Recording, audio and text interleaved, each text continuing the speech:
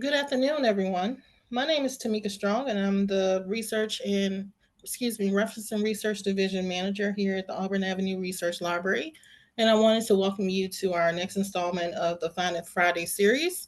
The Find It Friday series is a monthly series where we present on different databases and other resources available through Auburn Avenue Research Library as well as the Fulton County Library System on the third Fridays of the month. And so today's topic will be Fold 3. These sessions have been recorded, and I wanted to highlight where the recordings of all the previous sessions are located. And if you go to our website, the easiest way to get there is to go to fullcolibrary.org and then click on Hours and Locations, and then click on Auburn Avenue Research Library. Or you can simply Google our library's name in the Google search. And so once you arrive to our website, you will just scroll down to the very bottom.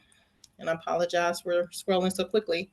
And you want to look at our YouTube page, which is located here, or you can easily go to YouTube and type in our name to do a search.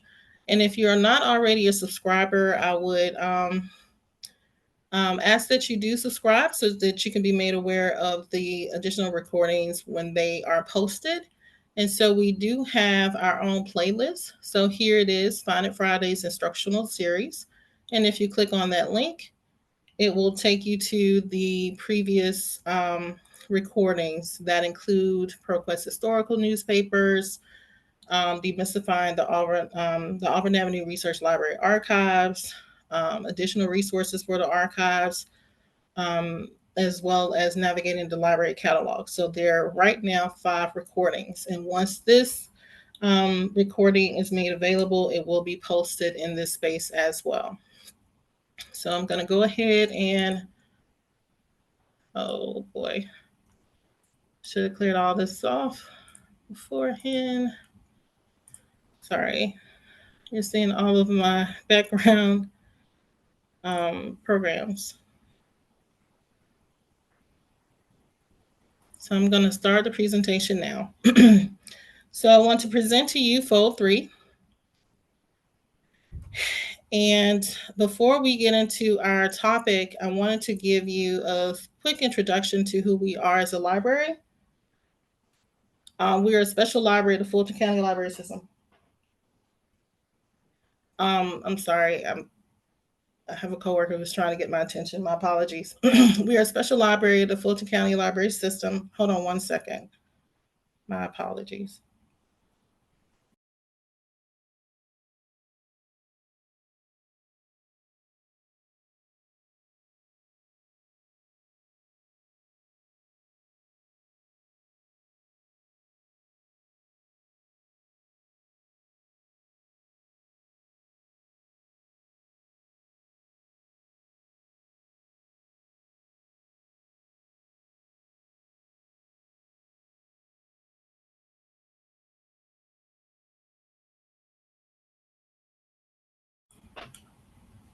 All right, for editing purposes, I'm going to back up and retrace my steps just to make it, just to do a different starting point. So please forgive me,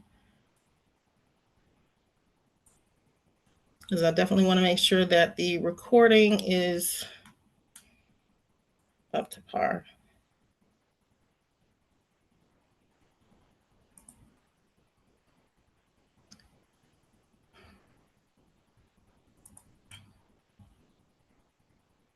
So as a refresher, again, to get to the recordings for the Find It Fridays, you would just go to the Fulton County Library, fullcolibrary.org, click on Hours and Locations, select Auburn Avenue Research Library. And once you click that, it'll bring you to our homepage. And if you scroll down to the bottom, you'll see the link for our YouTube channel. And once you get there, you can click on that link and you can go to youtube.com and just search for Auburn Avenue Research Library.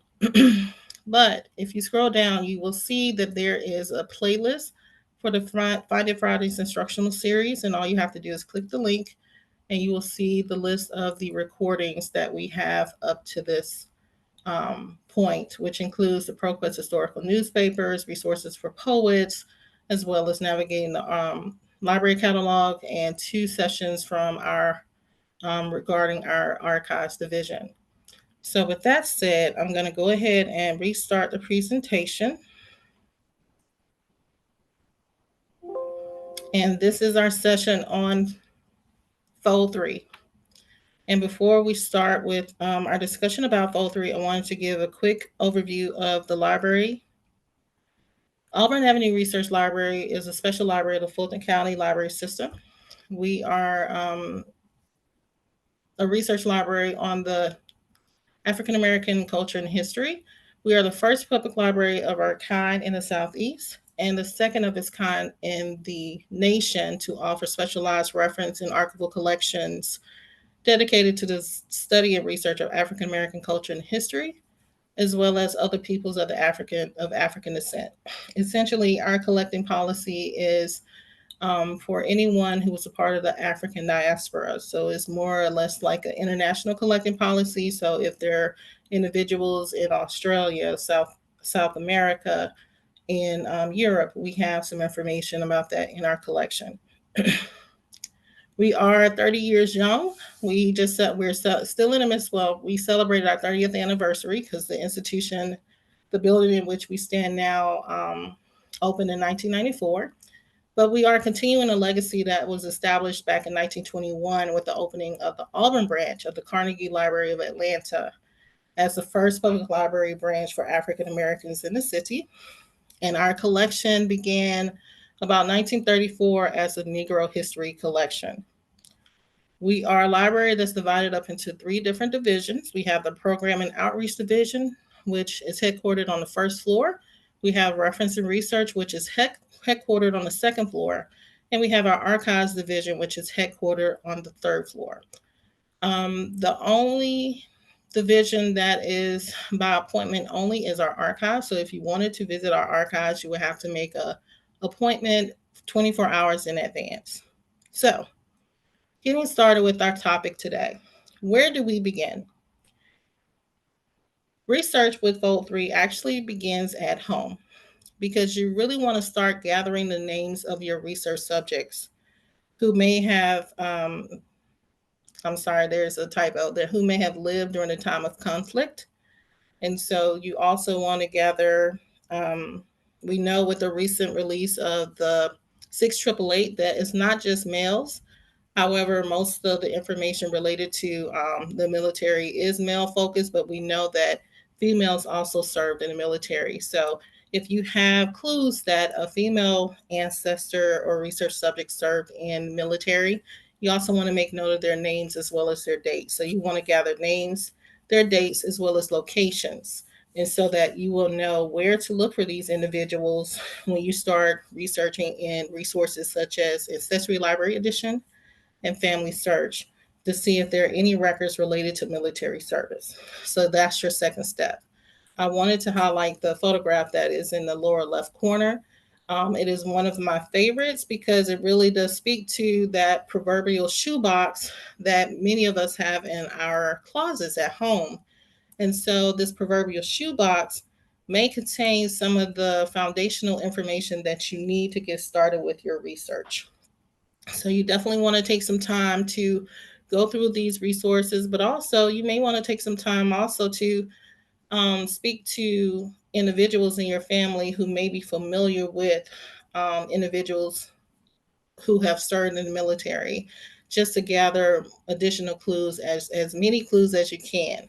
You can't have enough information once you start researching in these databases, because you want to make sure that the person that you're looking for or the person that you're looking at in these search results or in these records are actually the person who is connected to your family.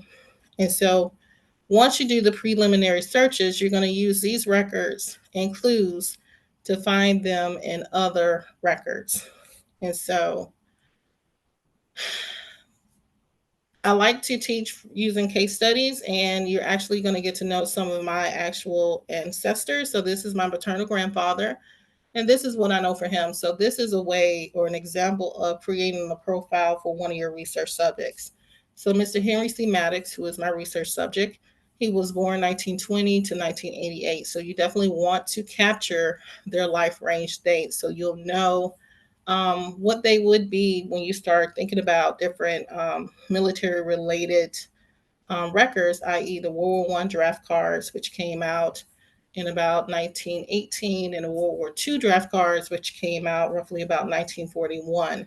And so, in looking at his age, he would have been 21 at the time of, well, actually, it was 1940. He would have been 20 at the time of the World War II draft card. So, there's a chance that he would have one. And in fact, he does, and we'll see that in a moment.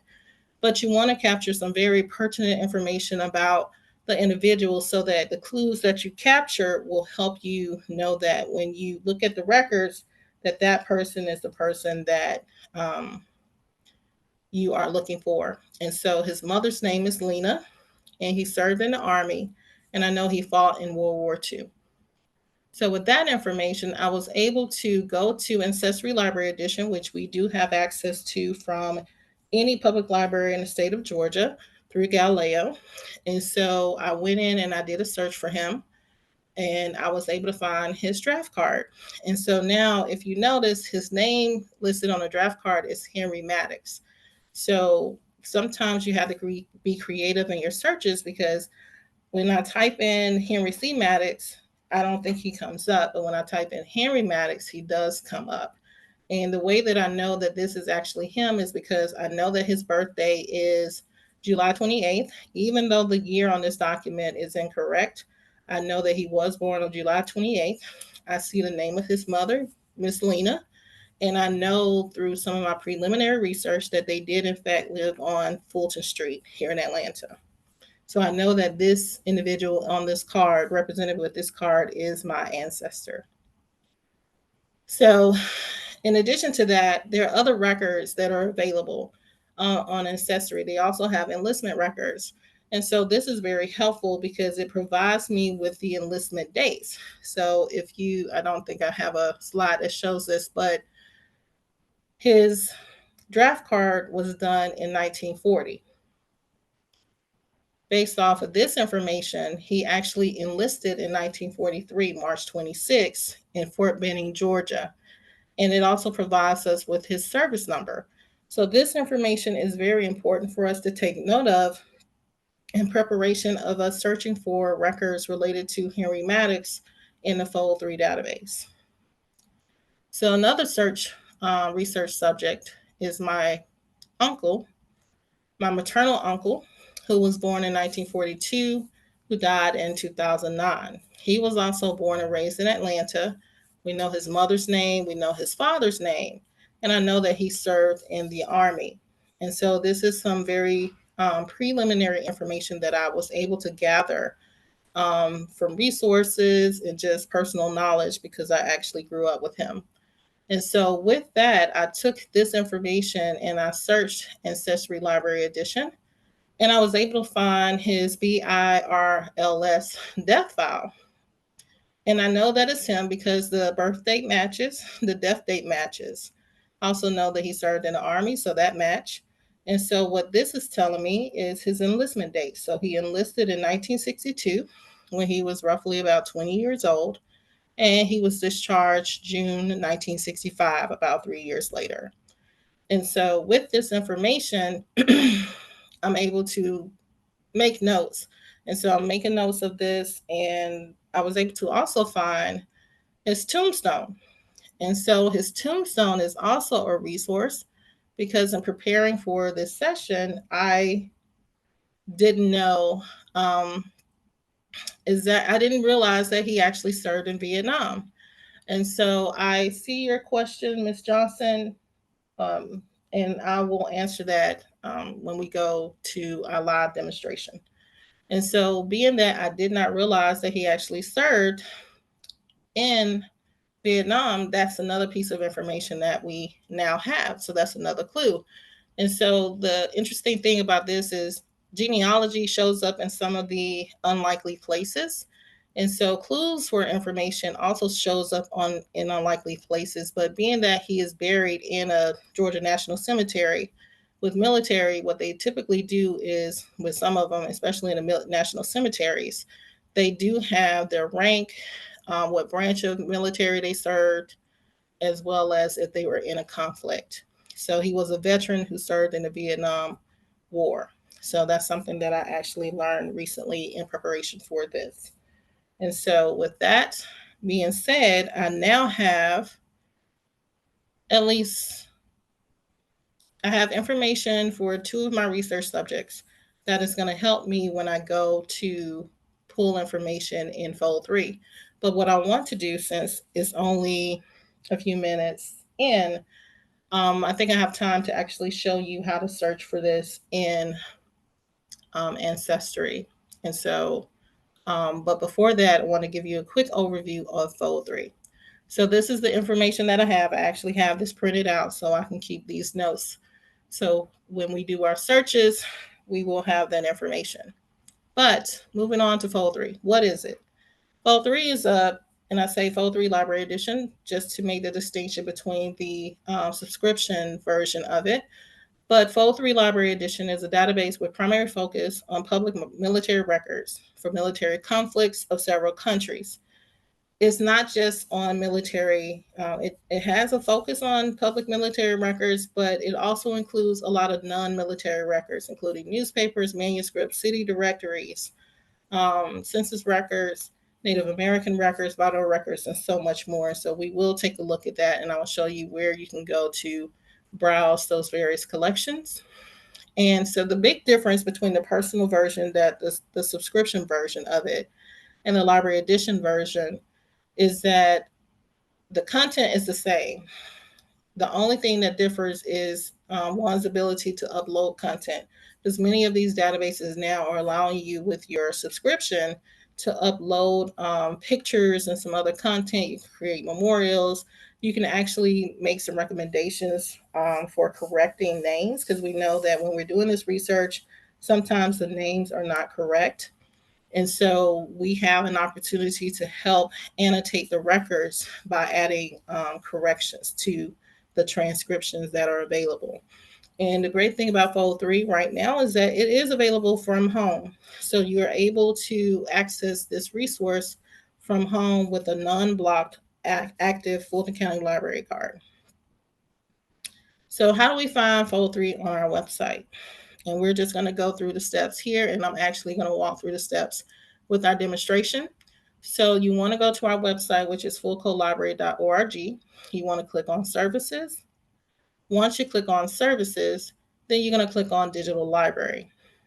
And once you click on digital library, you will see this screen, and you'll go over to the right and click on by subject. And once you click on by subject, you're going to select genealogy from the list. And once you click on genealogy, you're going to see Fold 3 listed under Ancestry. So these steps will actually get you to any of the genealogy related databases that we have highlighted in this subject area. And so we can actually take a look at this when we do our online demonstrations in a second.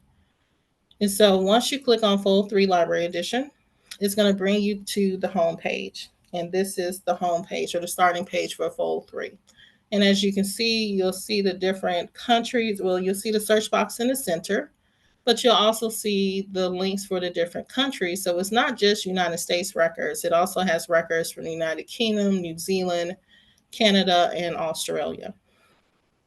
It also has the breakdowns of the different conflicts, and they also have information about the memorials that have been posted. So even though you're not able to upload or make any changes or annotate records, we still reap the benefits of the memorials that were uploaded. And so you're able to look at some of the featured memorials as well. So what we're going to do is we're going to do an online demonstration. We're going to take a look at Ancestry so you can kind of see my the ways that my search methodology with regards to that, how I prepared. But then we're going to move over to Fold 3, and we're going to search by name, a general search by name. Then we're going to look for records by conflict. we're going to use a service number as the search term, and then we're also going to go over browsing collections. So if you have questions throughout this, make sure to post it in the chat and we will answer them as we go. All right, so we're going to the Fulton County Library. And so now that we're here, we're going to click on Services. We're going to click on Digital Library and Subject and Genealogy. And I'm a big proponent of tabs, so I like opening things with multiple tabs. So I'm going to go ahead and open up a new tab for Ancestry. So I just right-clicked on the link, and it's opening up this sublist of options. And so I'm just going to click link in new tab, open link in new tab. I'm going to do the same for fold 3. And so if I scroll down, you'll see that there are some additional resources such as Galileo, which is a resource through which we have access to Ancestry. But we also have Heritage Hub, which has obituaries and death notices for certain publications. And we recently got a subscription to MyHeritage. So this is brand new. This is my first time seeing it. So I'm learning this information right along with you guys. So this is MyHeritage, which is the new addition to the genealogical offerings in Galileo. So going back to Ancestry, when we're researching in Ancestry Library Edition, I'll always ask people to ignore this side because this is not really the place where you start researching. It's on the left side. So where it says begin searching, this is where you want to search. So click begin searching. And so if you remember, one of my research subjects' name is Henry Maddox. He's born in Fulton. And typically when I'm doing general research, I don't put in a birth year, but since I'm doing a demonstration, I know the birth year that was listed in many of his records is 1919. So I'm going to use that so that it can help us find the records a little bit quicker. So here you'll see that, and I'm going to open up more tabs so that you can actually see. So I'm going through based off of the information that I know about him. I know that he was born about 1919. I know that this is him because I'm looking at the preview, and I know the names of his family members, which that's his father, John, his sister, Ella. And his mother is also listed on that document, but the way that they transcribed it is just didn't show up. But this is his final grave entry. This is him in 1940. And that's also him, I think, here in the, let me see, yep, that's also him as well. So that's just some preliminary information that I have learned or discovered for him in Ancestry. So this is a copy of his enlistment record that I showed you. And so that's his service number. So I'm just going to leave that up so I can copy and paste. And so there's one record that did not show up for him, which is his draft card, because I wanted to pull that up so that you can actually see it as well. And so one of the great things about Ancestry is that sometimes on the right, you'll see suggested records. And here you can scroll through and see the different ones. And so I know there was a question about the BIRLS death file. So I'm going to open that up. But I'm trying to see where is his card.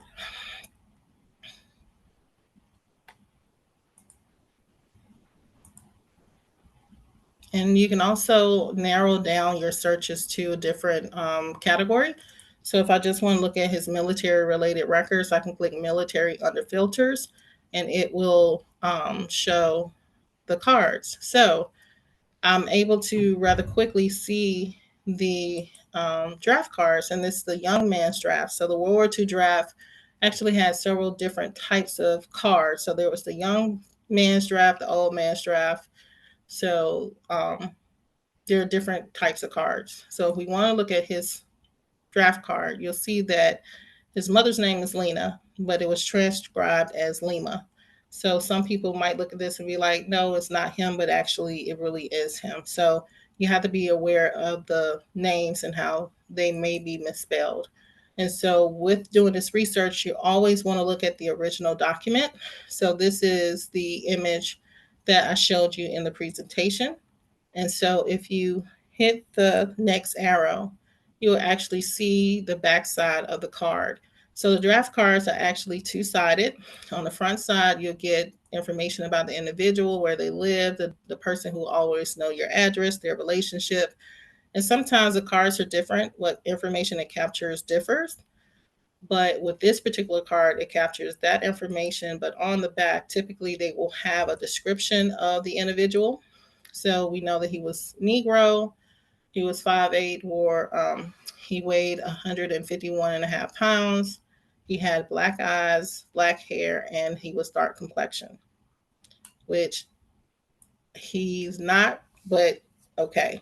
And so the date of registration is also important, 1940. So one of the things you may want to consider when you're doing this research is to make a timeline. And so we know for his draft card, we know that timeline entry would be 1940 dash World War II draft card. And then we can also add additional dates, including his enlistment dates, his discharge date, and even his death date.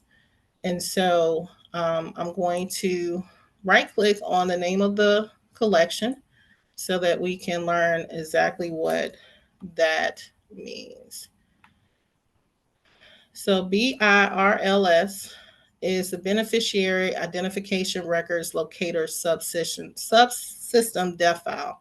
So one of the things about Ancestry Library Edition and all of these databases is that you can click on the title and learn more about what is actually included in the collection.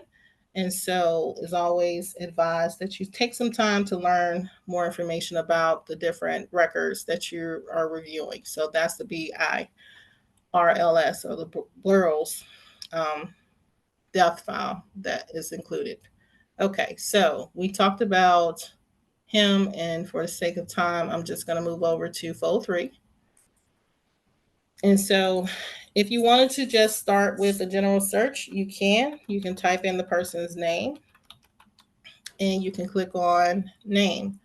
And so with that, it's going to give me results for Henry Maddox all over the US.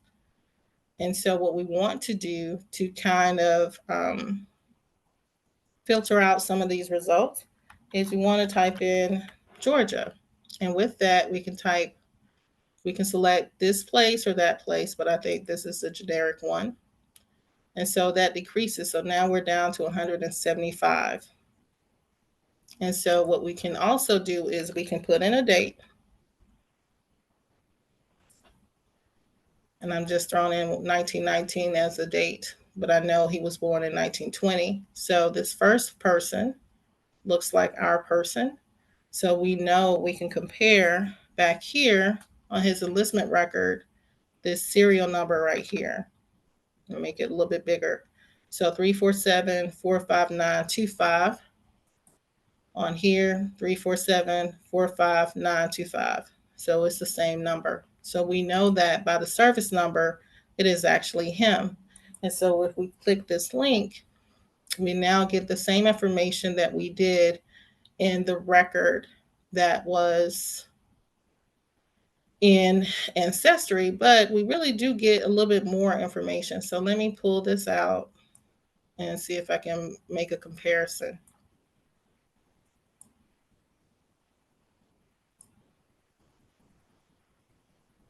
So this is him, marital status, his serial number.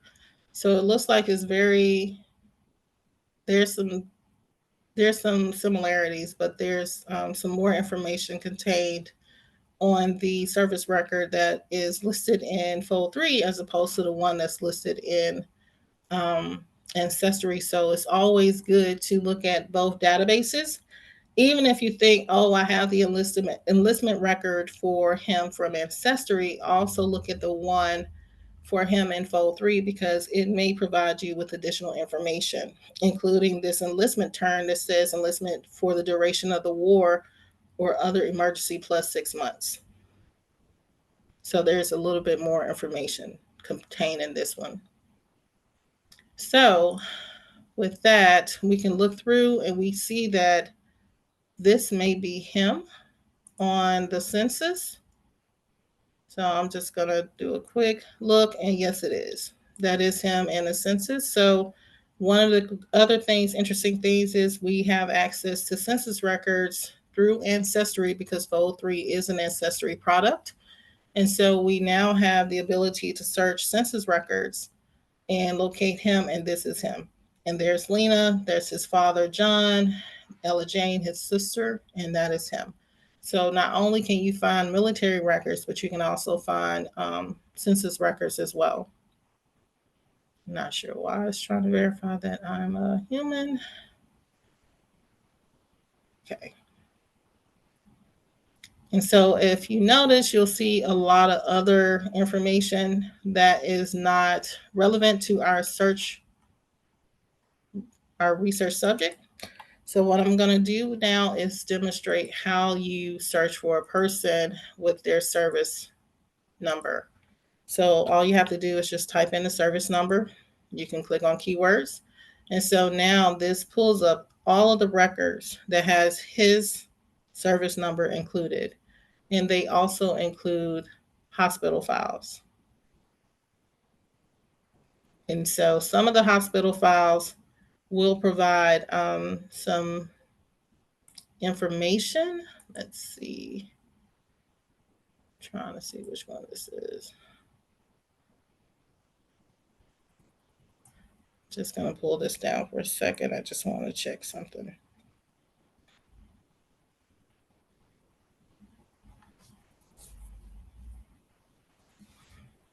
Okay.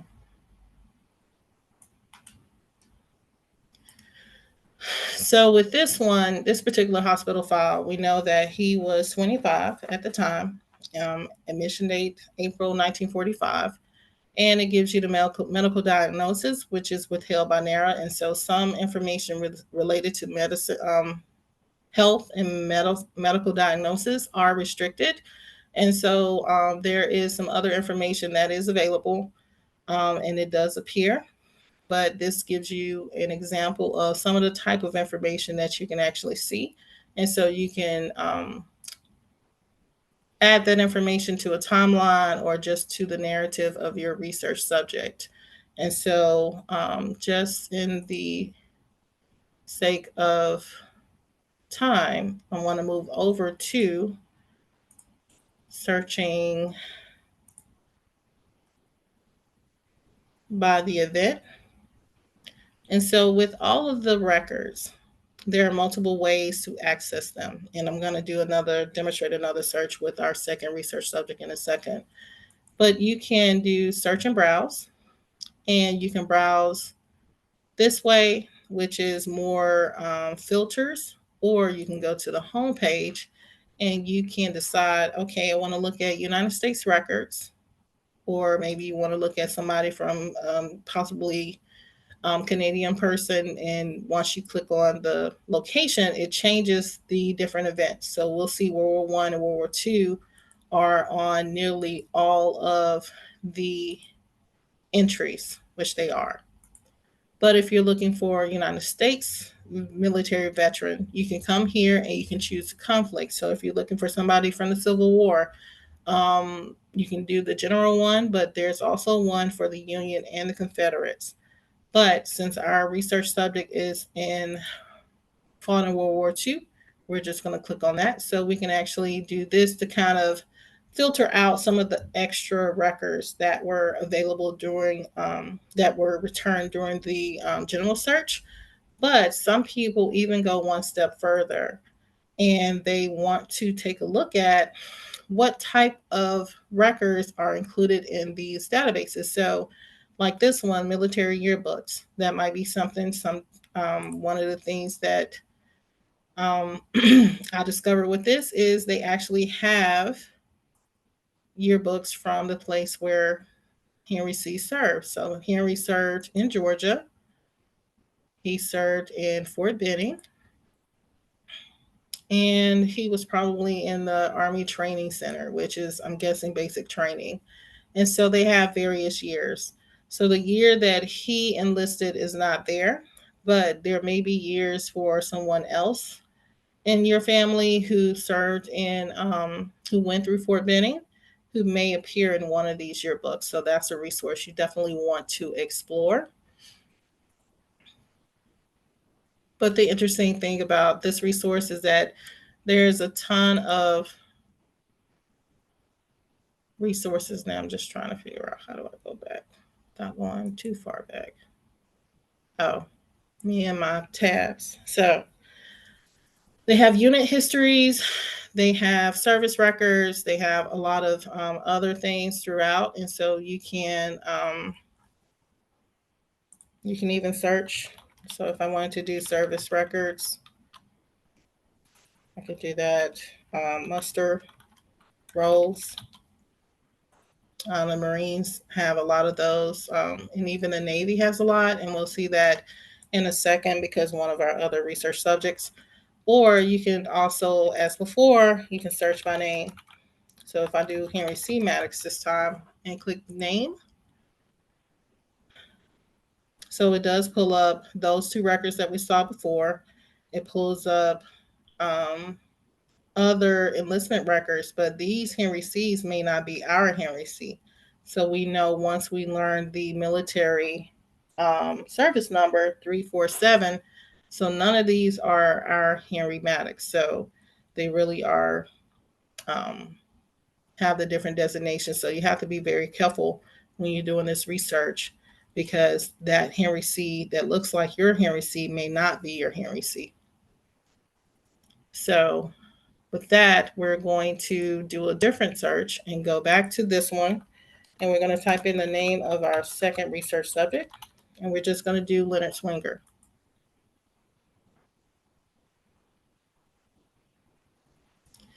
So our Leonard Swinger, if you remember, he was born in 1942. But if you also remember, he was also a junior. So this Leonard Swinger that we're seeing in the year 1943 is actually his father. So his father has a lot, and I have not taken the time to go through all of the information that's presented here. But as you can see, his father served in the Navy, and there are muster rolls, it seems like every year. So there's a lot of information related to him because he served in the Navy. So we definitely, as researchers, want to get a copy of each and every record, even if the record provides redundant information. You still want to have that because with the muster dates, it's providing locations, it's providing information about where he was in time. So this is a muster for September 30th, 1943. This one is a muster for June 30th, 1943. This one is a muster for November 30th, 1943. So if you wanted to have a timeline um, of his whereabouts and his migration and his service in the military, all of this information collectively will help share that with you.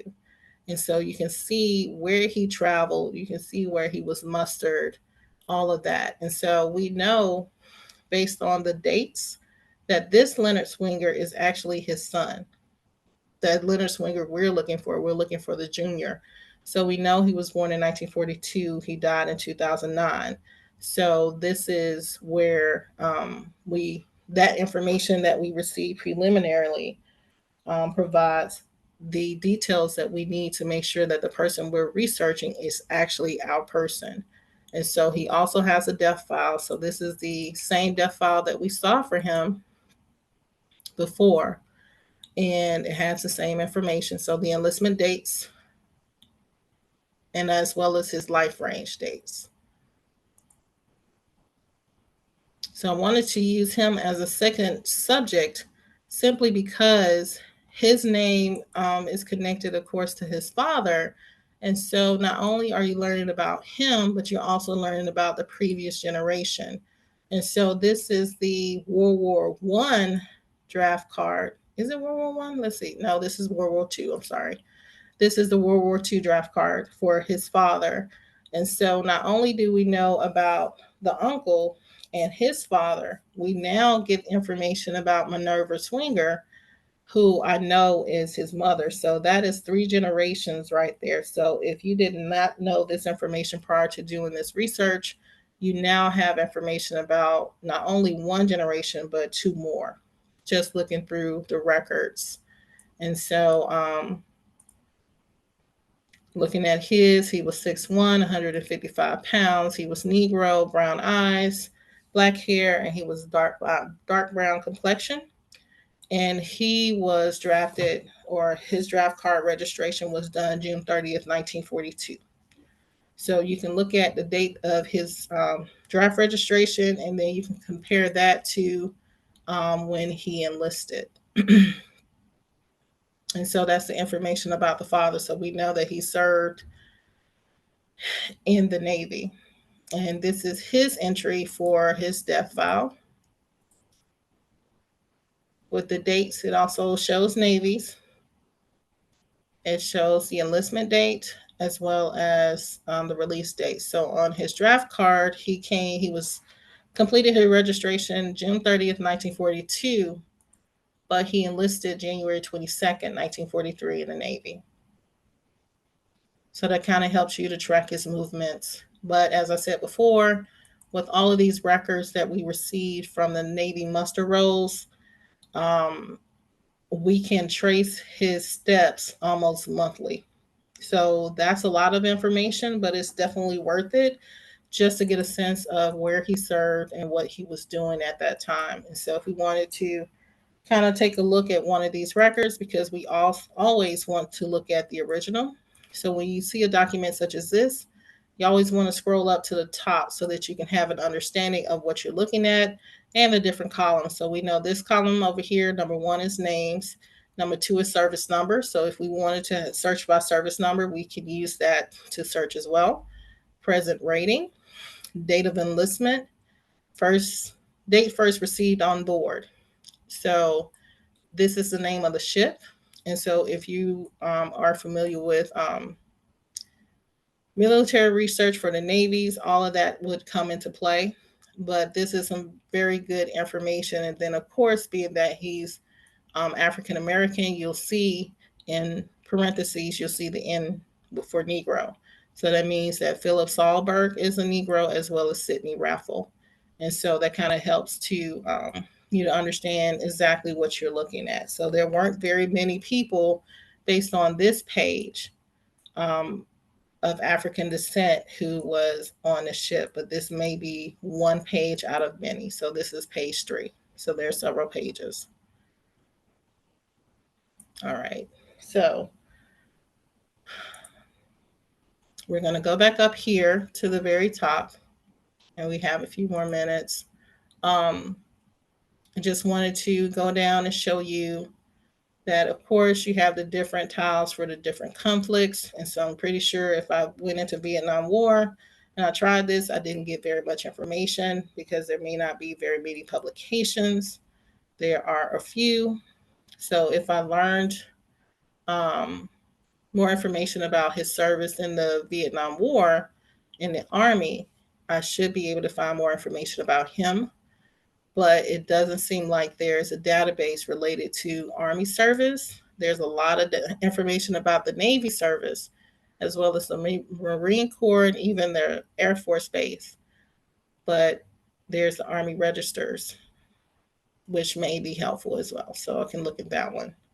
So there's some other things. But yearbooks and playing around with the resources are really the best way to learn how to do this. And so we have at the very bottom 3 tiles, one on Black history, one on Native American, and the other one is non-military. So of course, I'm going to open up a new tab because I always like to keep my starting place. So for Black history, these are records that contain information about the African American experience. And so you'll see things like the U.S. Amistad federal court records. You'll see information about Black and Indigenous soldiers in American Revolution, emancipation of slaves in D.C., as well as some USCT, the United States Colored Troops, service records. So if your ancestor was a USCT and United States Colored Troop, their service record could be included in this resource. So this is one of many resources that are available to help with African Americans, help document African American experience in the armed forces. But just like African Americans, there are resources here for those who are Native American. They have the Dawes rolls. They also have the Miller roll. They have pension files from the Indian Wars. They have the Indian census rolls. So there's a lot of resources available here as well that speak to the Native American experience in general, but also in relation to the in relation to their experience in the armed forces. And so non-military has a little bit of everything, like we talked about. So there are news. So if it starts with news, that's newspapers. Then, of course, you have the city directories, because there are a lot of records. So if you just want to see what city directories are there, I would just start there and then I would scroll through just to get a sense. So there's some from Philadelphia, Toledo, Brooklyn, Chicago, and other cities as well. City directories are an awesome resource because it provides you with it's one of those annual resources that can allow you to trace your family's migration every year. So just like with the muster rolls, we had it in monthly increments.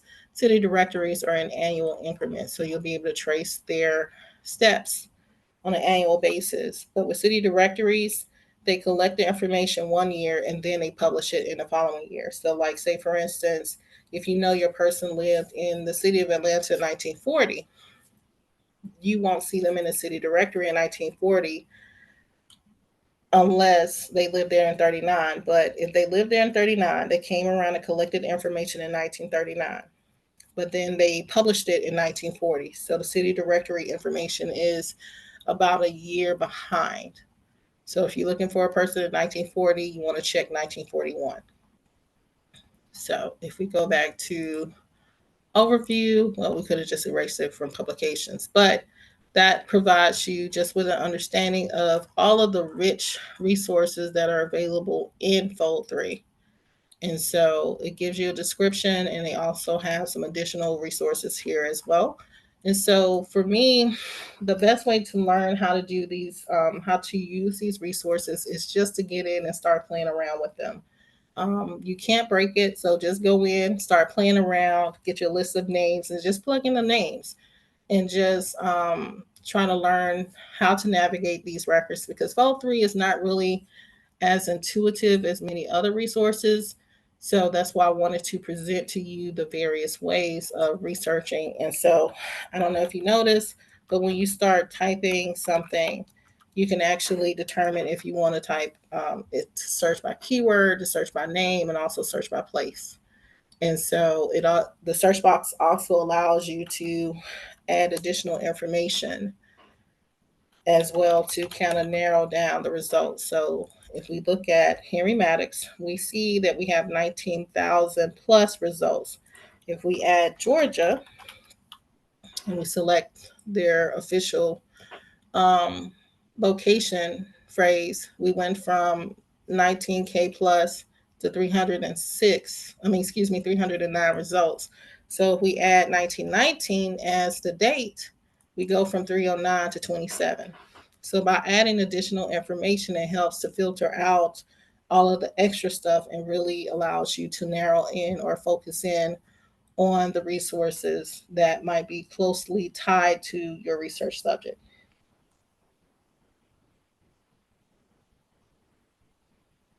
If a veteran is still living, can their records be found on Fold 3? It depends on how old they are. Some of the more recent records, probably not. You will have to reach out to the St. Louis National Archives. Um, that's where all the military records are.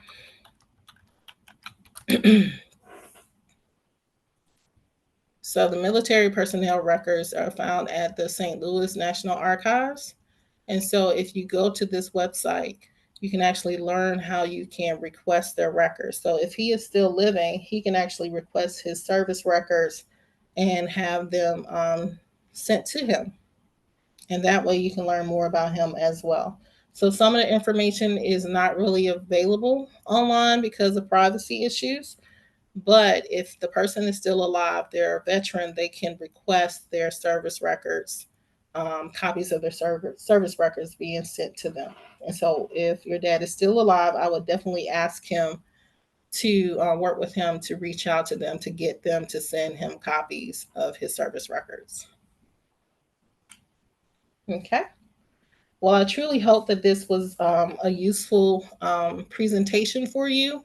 Our goal is to make our patrons aware of the great resources that we have available here at Auburn Avenue Research Library, but also by extension of Fulton County Library System.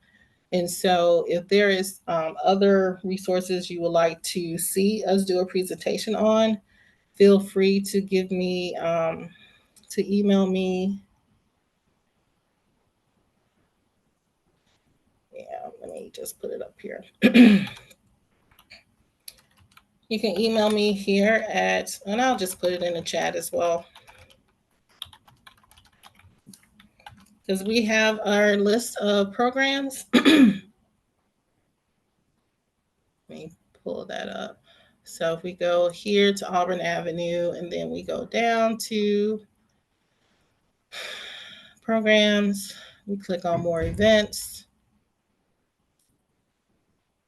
and we do online events. So the Find It Fridays is online, and so you will be able to see that. But if you go into one of them, you will see the upcoming list of the other topics.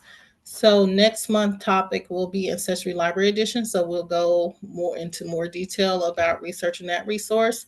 But we also have sessions on the vertical files coming up. That is a resource that's available here at Auburn Avenue. We're going to do another session on census records to do a deeper dive on those. We have seasoned rice, which is a discussion about our family's recipes. And then lastly, we're going to have family search as a presentation. So pull up my email, copy it and post it in the chat. So feel free to shoot me an email to let me know if there's any topics other than the ones that are listed here. And it looks like I can actually, so I can jump from this one to the next one. So this is great. But just remember, when you're registering for these sessions, click on the registration link that's in the body. And so if I click on Ancestry, if I click on Ancestry, there's this link here. So once I click on that link, it'll take me to the page where I can register for the webinar. So with that being said, I just want to thank you again for coming out and joining us in our Find It Fridays. I hope to see you again in a upcoming session. And as I said before, we will have this recording posted within the next couple of weeks, and it will be made available on the YouTube channel for the Auburn Avenue Research Library. Thank you again. You guys have a great day.